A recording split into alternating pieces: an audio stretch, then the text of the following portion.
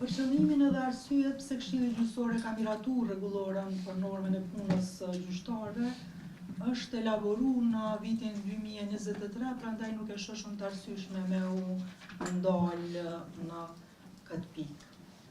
Mirë po, ndër të tjera, në nenin 26 të kësaj rregullore, është përcaktuar që Këshilli Gjyqësor përmes komisioneve dhe njësive përkatëse e tij me bë monitorimin dhe zbatimin e kësaj rregullore lidhur me rezultatet dhe vështirësitë që hasën në zbatimin e saj, duke dalë kështu me rekomandime konkrete drejtuar Këshillit. Lidhur me këtë, Këshilli ka autorizuar grupin punues në përbërje me gjyqtarë, përfaqësues të gjitha departamenteve dhe në bashkëpunim edhe me Zyrën e Statistikave në Këshill, që me përgatitur një analizë të detajuar mbi rezultatet e normës së punës së gjyqtarëve në të gjitha departamentet e gjykatave të vendit.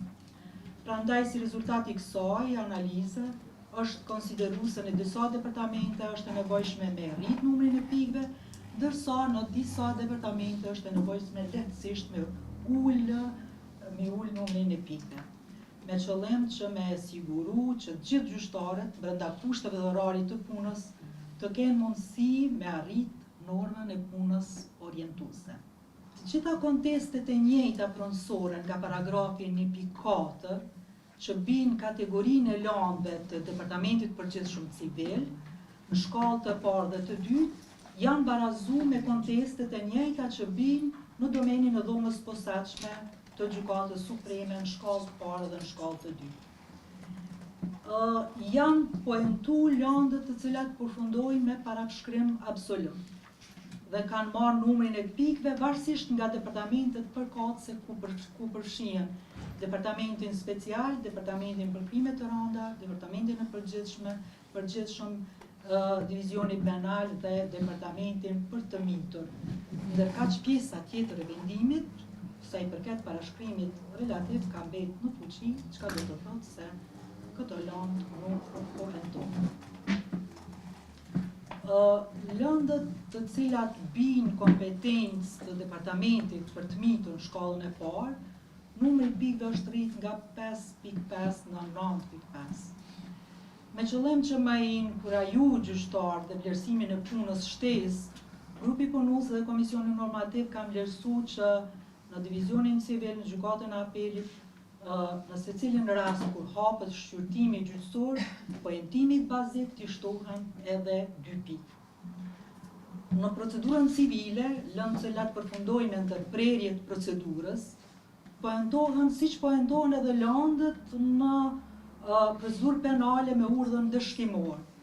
Ashtu që janë shtu, dhe me thonë, kur ndërpritet procedura, lënda poentohet me 2 pikë, por në rast kur vazhdohet procedura ndërprerje, edhe në rastin sikur edhe në procedurë penale kur kemi kundërshtim të urdhrit dëshkimor, në vendimin meritor për lëndën përkatëse minusohen pikët të cilat janë vlerësuar paraprakisht. Çështja e ndërprerjes së rasteve, domethënë në procedurë civile kur po folëm, besoj që këtu është parapo që hiqet pikë nëse prapë vazhdojnë lënda, besoj që nashta në atë kohë është pak më planifikuar, duhet të shpaku sipas mendimit tim për shkak se këtu gjyqtarë nuk ka zgjidhja me vendos sa mos me vendos, por është vendim.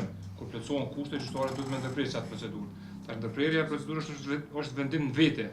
Domethënë përvakia e lënda nuk vazhdohet asnjëherë, po sidoqë që të jetë mundet me pas 10, 15, 120 palë, domethënë për njëta të cilët ka më vendosur edhe prap gjyqtarë, edhe në atë kohë propozova se kjo pjesë paku të mos hiqen këto pikë që hiqen, që është planifikuar me hek fatkeqësisht laptopi diçka s'po bën me gjetë edhe nenin edhe cila është.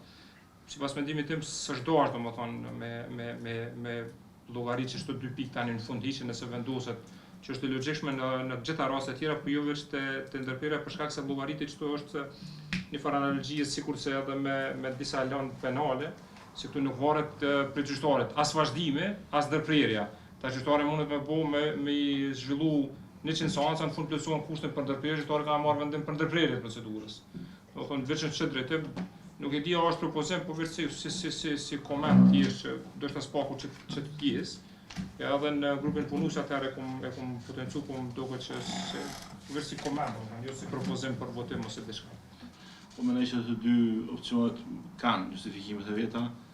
Megjithatë, ndoshta nëse shikohet formimin rregullor që përmes poentimit në rritje promovohet shqyrtimi, besoj që pranë këtij kodri mund të justifikohet votimi i draftit çish është, pavarësisht që qëndrojmë me drejtën e arsyet e gjyqtarit Faret që nuk është një zgjidhje e gjyqtarit, por është një situatë me cilën por pavarësisht kësaj besoj që impakti në vlerësimin e procesit gjyqtar nga këto lëndë mund të qenë krejtësisht i papërfillshëm, meqense besoj që pak raste mund të kemi si situatë. Kështu që edhe meqense si propozim që ose s'ka ndonjë koment shtesë, i kisha qitë votim të fillimisht rregullorën numër 13/2025 për normën e punës së gjyqtarëve. Kush për? Për në rastin e s'ka miratuar, pastaj e qes votim draftin udhëzuesin për zbatimin e rregullorës për normën e punës së gjyqtarëve. Kush për? Për në rastin e s'ka miratuar.